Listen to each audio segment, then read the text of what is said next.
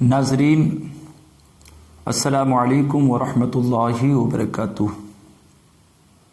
نحمدہ ونصلی ونسلم علی حبیبہ الکریم، اما بعد۔ ناظرین، آج ایک خاص ٹاپک کے ساتھ، خاص عنوان کے ساتھ میں آپ کی خدمت میں حاضر ہوں، اور وہ عنوان یہ ہے کہ اسلامی تعلیمات میں نوحہ کرنے، ماتم کرنے کی شرعی حیثیت کیا ہے۔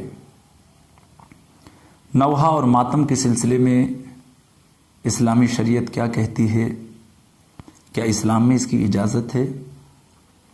آئیے اس حوالے سے اسلامی معلومات حاصل کرتے ہیں، جانتے ہیں کہ نوحہ کرنا کیسا ہے، ماتم کرنا کیسا ہے۔ لہذا اس کے سلسلے میں عرض ہے، فقہاء کرام نے اس سلسلے میں لکھا ہے کہ اسلام میں نوحہ کرنے کی اجازت نہیں ہے، بلکہ نوحے کے سلسلے میں احادیث کے اندر بڑی بڑی وعیدیں، سخت وعیدیں وارد ہوئی ہیں۔ نوحہ کسے کہتے ہیں؟ نوحہ کہتے ہیں میت کے اوصاف میں مبالغہ کر کے بلند آواز سے چیخ کے چلا کے رونا۔ نوحہ کرنے کے سلسلے میں بہت ساری احادیث ہیں کہ نوحہ کرنے والوں کو کیسے کیسے عذاب دیے جائیں گے، اور دنیا و آخرت میں ان کے لیے بڑی ذلتیں ہیں، ان کے لیے دردناک عذاب ہے۔ اسلام مذہب حق و صداقت ہے۔ اسلام کے اندر ہر چیز کا ایک طریقہ بتایا گیا، ہر چیز کے اندر ایک دائرہ کھینچا گیا۔ اسلام کے اندر خوشی کا بھی ایک دائرہ ہے، خوشی کے نام پہ ہر کام کرنے کی اجازت نہیں ہے۔ کوئی خوشی کے نام پہ خلاف شرع کام کرے، شریعت کے اصول کے خلاف کام کرے، تو ایسی خوشی بھی اسلام میں جائز و درست نہیں ہے۔ ایسے ہی اگر کوئی غم کے نام پر، رنج کے نام پر کوئی ایسا کام کرے جو شریعت کے اصول کے خلاف ہو، رسول اللہ علیہ السلام کی تعلیمات کے خلاف ہوں، تو اسلام غم کے نام پر بھی ایسی چیزوں کی اجازت نہیں دیتا۔ اللہ کے رسول علیہ الصلاۃ والتسلیم نے ایک حدیث پاک میں فرمایا، لیس منا من ضرب الخدود وشق الجیوب۔ وہ لوگ جو غم کے نام پر اپنے چہروں پہ تھپڑ ماریں، اپنے کپڑوں کو چاک کریں، گریبان کو چاک کریں، اللہ کے رسول علیہ السلام فرماتے ہیں ایسے لوگ ہم میں سے نہیں ہیں۔ یہ مسلمانوں کا طریقہ نہیں ہے کہ غم کے نام پر چہروں پہ تھپڑ مارے جائیں، کپڑوں کو پھاڑا جائے، بے صبری کا مظاہرہ کیا جائے، جزا و فضا کیا جائے۔ لہذا اسلامی شریعت میں نوحہ کرنے، ماتم کرنے کی ہرگز اجازت نہیں ہے۔ البتہ صرف آنسوں کے ساتھ رونا یا دل کے اندر غم کرنا، اس میں کوئی حرج نہیں، اس میں کوئی قباحت نہیں۔ اللہ کے پیارے رسول علیہ الصلاۃ والتسلیم کے صاحبزادے حضرت ابراہیم رضی اللہ تعالیٰ عنہ کا جب وصال ہوا، چھوٹی سی عمر میں 2 سال کی تقریباً ان کی عمر تھی، تو اللہ کے رسول علیہ الصلاۃ والتسلیم کی آنکھوں میں آنسو تھے۔ ایک صحابی رسول نے پوچھا، معلوم کیا، یا رسول اللہ آپ تو اس سے منع فرماتے ہیں؟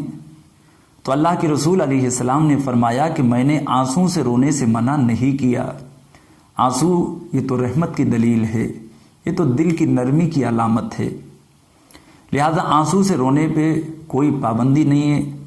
ایسے ہی حضرت سیدنا امام حسین علی جدہ وعلیہ السلام کی شہادت کے حوالے سے اس طرح کی روایتیں منقول ہیں۔ کچھ صحابہ کرام نے اللہ کے رسول علیہ السلام کو اس وقت خواب میں دیکھا کہ اللہ کے رسول علیہ السلام حضرت سیدنا امام حسین رضی اللہ تعالیٰ عنہ کی شہادت پر غمگین ہیں، اور اللہ کے رسول علیہ السلام نے اپنی حیات ہی میں، حیات ظاہری ہی میں حضرت سیدنا امام حسین رضی اللہ تعالیٰ عنہ کی شہادت کی خبر دی، اور آقا علیہ السلام حضرت امام حسین کی شہادت کو یاد کر کے روئے۔ تو حضور علیہ الصلاۃ والتسلیم کا اپنے فرزند کی وصال پر رونا، امام حسین کی شہادت کا ذکر کر کے رونا، اور امت کی یاد میں رونا، یہ ساری چیزیں بتاتی ہیں رونے میں کوئی حرج نہیں ہے۔ جبکہ یہ رونا شریعت کے اصول کے موافق ہو، رسول اللہ علیہ السلام کی تعلیم کے موافق ہو۔ آئیے اس ضمن میں چند احادیث میں آپ کے سامنے عرض کرنا چاہوں گا کہ سرکار علیہ الصلاۃ والتسلیم نے احادیث میں اس سلسلے میں کیا تعلیم ارشاد فرمائی ہے۔ چنانچہ بخاری شریف اور مسلم شریف کے اندر یہ حدیث پاک ہے جسے حضرت عبداللہ ابن عمر رضی اللہ تعالیٰ عنہ نے روایت کیا۔ وہ کہتے ہیں قال رسول اللہ صلی اللہ علیہ وسلم الا تسمعون ان اللہ لا يعذب بدمع العین ولا بحزن القلب ولكن يعذب بهذا واشار الى لسانه او يرحم وان الميت ليعذب ببكاء اهله عليه۔ اس کا معنی یہ ہے، حضرت عبداللہ ابن عمر فرماتے ہیں اللہ کے رسول علیہ السلام نے فرمایا کہ خبردار ہو کر سن لو، آنکھ کے آنسو اور دل کے غم کے سبب اللہ تعالیٰ عذاب نہیں فرماتا۔ اور اللہ کے رسول علیہ السلام نے زبان کی طرف اشارہ کرتے ہوئے فرمایا لیکن اس کے سبب اللہ رب العزت عذاب بھی دیتا ہے اور رحم بھی فرماتا ہے۔ یعنی اگر زبان سے آدمی غم کے موقع پر غلط کلمات کہے، ناشکری کے کلمات کہے تو بلا شبہ زبان پر گرفت ہوگی اور عذاب ہوگا، اور اگر غم کے موقع پر انسان اپنی زبان سے اچھے کلمات کہے، اللہ کی حمد کی باتیں کہے، صبر و شکر کی باتیں کہے تو اسی زبان کی بنیاد پر اس پر رحم کیا جائے گا، اسے ثواب دیا جائے گا۔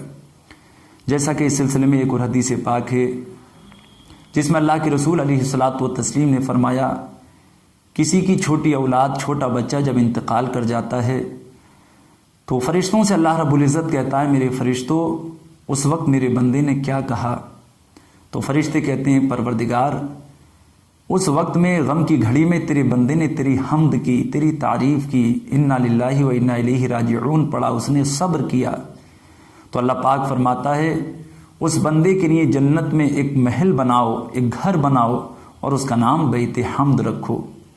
تو زبان سے اچھے کلمات نکلیں گے تو اس پر ثواب ملے گا، اور برے کلمات نکلیں گے تو اس پر گرفت ہوگی اور اس کی وجہ سے عذاب دیا جائے گا۔ اس کے بعد اللہ کے رسول علیہ الصلاۃ والتسلیم نے ارشاد فرمایا وَإِنَّ الْمَيِّتَ لَيُعَذَّبُ بِبُكَاءِ أَهْلِهِ عَلَيْهِ،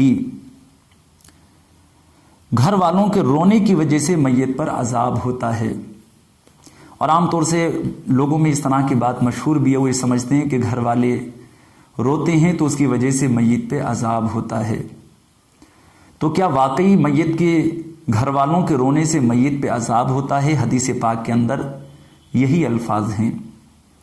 اس سلسلے میں محدثین نے، شارحین حدیث نے فرمایا اللہ کے رسول علیہ السلام نے جو یہ فرمایا کہ گھر والوں کے رونے سے میت پر عذاب ہوتا ہے، آقا کریم علیہ السلام کے اس فرمان کا مطلب یہ ہے کہ اگر مرنے والے نے وصیت کی تھی کہ میرے مرنے کے بعد تم میرے میت پر نوحہ کرنا، اس طرح سے جزا فضا کرنا، تو چونکہ یہ کام اس کے حکم سے ہوا بلا شبہ اس کی وجہ سے اس پہ عذاب ہوگا۔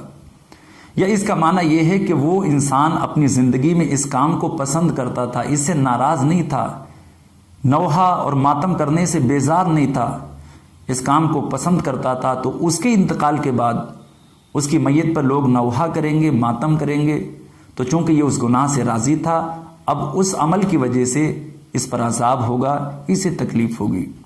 اور اگر انتقال کرنے والا میت اس کام کو ناپسند کرتا تھا، اس نے نہ وصیت کی، نہ رونے کے لیے کہا، بلکہ وہ تو صبر کی تلقین کرتا تھا، تو ہرگز اس کے اوپر گھر والوں کے رونے کی وجہ سے عذاب نہیں ہوگا۔ اس سلسلے میں ایک حدیث پاک اور سماعت کر لیں جو مشکات شریف کے اندر ہے۔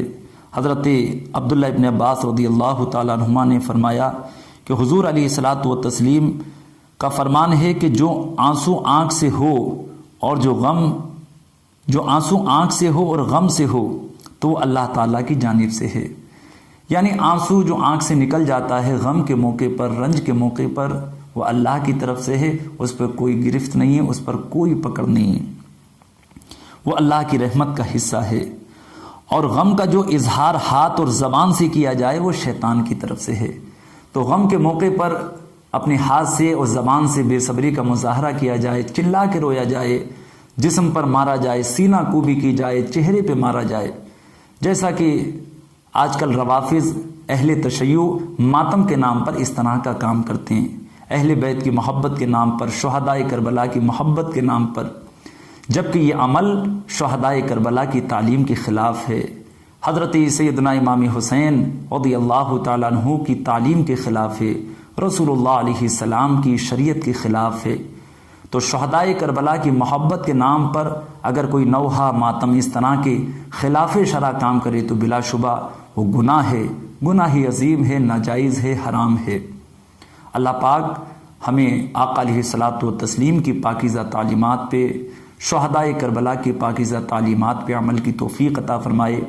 اللہ رب العزت اپنے محبوب علیہ السلام اور اپنے محبوب کے اہل بیت اور صحابہ کرام رضی اللہ تعالیٰ عنہم اجمعین کی سچی محبت ہمیں عطا فرمائے، ان کی پاکیزہ تعلیمات پہ عمل کی توفیق عطا فرمائے، آمین۔ وآخر دعوانا ان الحمد للہ رب العالمین۔ السلام علیکم ورحمۃ اللہ وبرکاتہ۔